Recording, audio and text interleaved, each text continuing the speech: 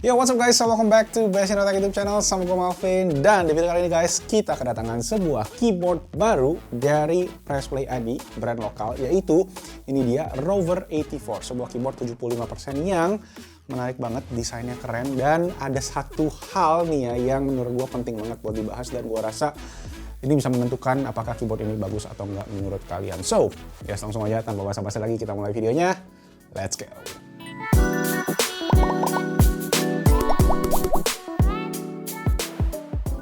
Oke, pertama kita cek dulu unboxingnya karena ini yang ditawarkan cukup menarik sih. Pertama, desain boxnya menurut gua nice banget, nicely design. Di bagian belakang juga kalian bisa cek specs lengkap, plus ada asal-usul dari nama keyboardnya yaitu Rover 84 yang terinspirasi dari Mars Perseverance rover itu yang sukses mendarat pada bulan Februari 2021 kemarin di planet Mars. Nah, lanjut kita cek ke bagian dalam. Nah, ini kita menemukan keyboardnya yang terbungkus dengan plastik di mana ada user manual dan juga ada stiker pack yang desainnya juga sesuai dengan temanya si keyboard ini. Nah, nanti keyboardnya kita cek belakangan. Oke, lanjut. Di bagian dalamnya ada juga aksesoris seperti novelty keycaps. Novelty keycaps itu adalah keycaps yang bergambar-gambar gitu, dan desainnya juga ini sesuai dengan temanya. Jadi nice edition, cakep banget juga desain-desainnya. Kemudian ada juga magnetic fit yang bisa ditempelkan ke bawah bagian keyboardnya untuk menambah typing angle-nya biar lebih naik sedikit. Kemudian ada kabel standar USB A to C, dan yang terakhir adalah 2-in-1 keycaps dan juga switch puller. Oke, jadi inilah dia Pressplay Rover 84. Nah, secara colorway menurut gue tuh ini unik banget sih dengan kombinasi warna putih, ada merah marun, dan juga warna orange yang bisa dibilang resemblance planet Mars-nya juga. Nah, di bagian spacebar-nya ini tuh ada tulisan koordinat pendaratan pesawat dan juga tagline dari NASA untuk project ini yaitu Dare Mighty Things. Nah, untuk keyboardnya sendiri, ini layoutnya 75% yang terbilang dikompres gitu guys, jadi satu. Jadi secara lebar itu masih kurang lebih sama dengan layout 65% kayak Voyager 68. Cuma ini lebih tinggi aja sedikit karena dia itu layoutnya mencakup F-row atau function row-nya tadi. Jadi kalau kalian masih pakai kayak di Windows gitu, Alt F4 ini masih bisa, nggak perlu pakai shortcut-shortcut gitu. Selain itu, secara desain juga udah oke banget. Ini keycapsnya full desain dari Pressplay original. Dan nanti juga gue akan bahas lebih detail untuk bagian keycapsnya karena ada yang gitu di sini. Kemudian case-nya ini juga warnanya putih, agak krem gitu bisa dibilangnya kalau dia tadi berbagai angle. Dan untuk warnanya dia ngikutin bagian alfabetnya sendiri sama angkanya sendiri yang emang putih, jadi lumayan masuk sih warnanya ya. Plus ada satu lagi yang menarik nih guys, di bodi bagian atasnya ini kalian bisa copot. Jadi bisa copot membuat keyboard ini tuh seakan menjadi keyboard yang low profile gitu, dan kalian juga bisa lebih terekspos switch dan juga lampu RGB-nya. Tapi buat gue sendiri, gue lebih prefer ini dipasang karena jadinya lebih clean aja sih.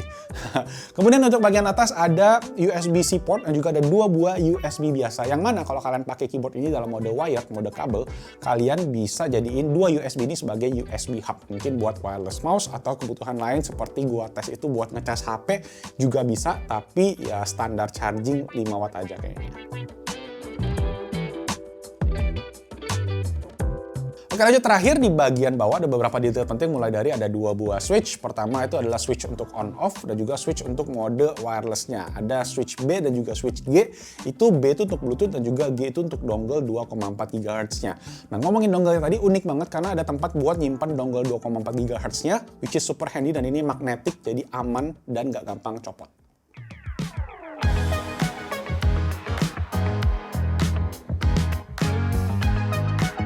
Oke, so sekarang kita kembali lagi ke yang gue bilang tadi, yaitu keycaps-nya. Again, secara desain patut diapresiasi karena desain yang diberikan sama ini tuh beda banget. Pressplay bener-bener go di extra mile dibandingkan sama brand-brand lain yang biasa cuma standar hitam putih. Ini colorway-nya pun juga ya kayak gue bilang tadi, yang mengikutin inspirasinya planet Mars tadi dengan merah marun, orange, dan juga sedikit coklat krem kayak gitu. Jadi ya salut bisa dibilang untuk sebuah brand lokal yang berani banget sampai kayak gini. Tapi, ada tapinya nih guys. Tapi yang lumayan gede sih menurut gua. Keycaps yang digunakan sama Rover 84 ini merupakan keycaps dengan profile cherry. Jadi bisa dibilang ini keycaps yang lebih ceper dan lebih rendah dibandingkan sama standar yang biasa kalian dapat di keyboard pre-built, yaitu keycaps OEM Profile.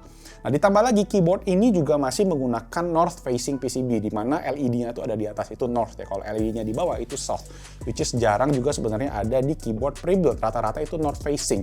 Dan kombinasi antara cherry profile dan juga si north facing itu membuat terjadi yang namanya interference.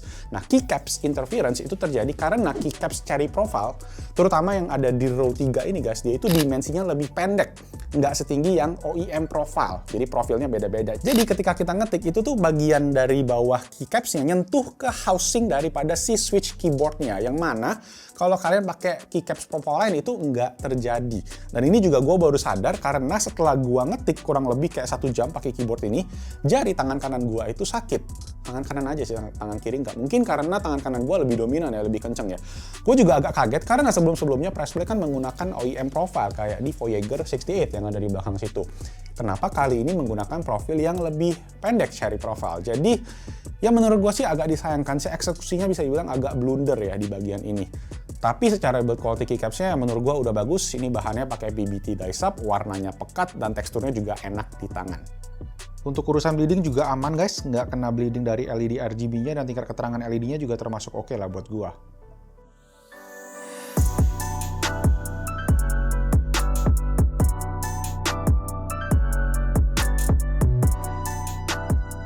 Oke, lanjut ngomongin fitur lain. Ada fitur wireless tadi guys, mulai dari Bluetooth 5.0 dan juga ada 2,4 GHz dongle-nya yang buat kerjaan sehari-hari menurut gue semua lancar, nggak ada masalah.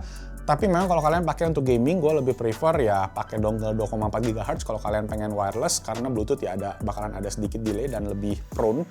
Plus kalau kalian mau nggak ada delay ya pakai kabel aja, karena udah ada plus, karena juga bisa dapet sih 2 USB hub-nya tadi.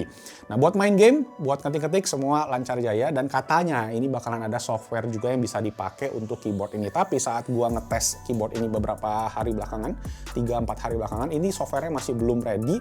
Jadi nanti misalnya udah kalian yang udah cobain softwarenya juga boleh di-share aja di kolom comment section di bawah. Oke, fitur-fitur menarik lainnya adalah keyboard ini tuh udah universal hot swap 5 pin. Jadi kalian tuh bisa gonta-ganti switch apapun kalau kalian mau modif-modif nantinya. Dan untuk pilihannya sendiri, ini juga menarik karena Pressplay menawarkan 2 opsi, yaitu pertama ada Gateron Yellow dan juga ada Gateron Brown. Yang gua tes sendiri ini adalah Gateron Brown, dan menurut gua buat orang-orang, buat kalian yang baru awal-awal pengen pakai mechanical keyboard, which is sekarang lagi banyak banget teman-teman gua nanyain, bro mechanical keyboard apa nih yang rekomen? Sebenarnya gua lebih condong untuk ngerekomen switch sih. Kalian pasti pilih switch apa kan? Dan menurut gua switch yang paling oke buat para starter yang pengen coba mechanical keyboard adalah switch brown.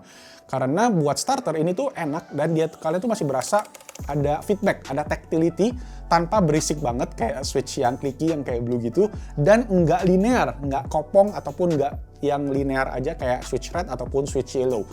Kalau Gateron Yellow menurut gue itu buat orang yang udah lebih advance dalam experience bersama mechanical keyboard. Jadi ya balik lagi ke kebutuhan masing-masing aja untuk pilihan switch-nya.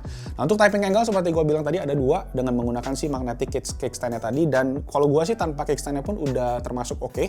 Dan untuk stabilizer-nya sekarang, ini stabilizer juga udah di loop sama pabrikan, tetapi menurut gue rada-rada kurang konsisten dan masih agak rattle di beberapa bagian dibandingkan sama kayak sebelumnya gue pernah coba di Funtech, itu udah lebih stabil. Jadi yang ini kalian mungkin mesti loop ulang. Dan berikut adalah sound test-nya.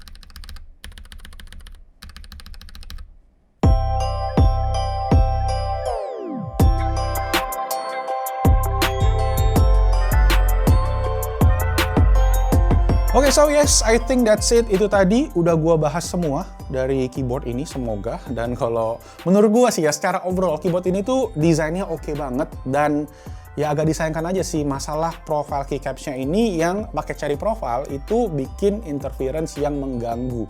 Buat yang sensitif kayak gue, karena gue akhir-akhir ini lagi suka banget main mechanical keyboard, mungkin gue lebih berasa kali ya. Tapi gue juga sering lihat di grup banyak orang yang nggak berasa apa tuh namanya interference. Jadi ya let me know aja kira-kira kalau menurut kalian tuh interference tuh gimana sih rasanya. Boleh ditulis di kolom comment section di bawah. Kalau dari teman kita, dari Luis, Cranky Tech ID, dia bilang kalau interference tuh berasa kayak rattle.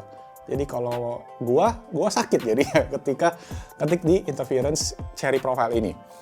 Nah, untuk harganya sendiri guys, keyboard ini akan dijual, Rover 84 ini di harga 1,299 juta rupiah SRP ya, untuk keyboardnya aja. Dan ada satu bundle lagi, barang kaos yang bertemakan Rover 84 ini, bundle dengan tambahan 100.000 rupiah aja di harga 1,399 juta rupiah.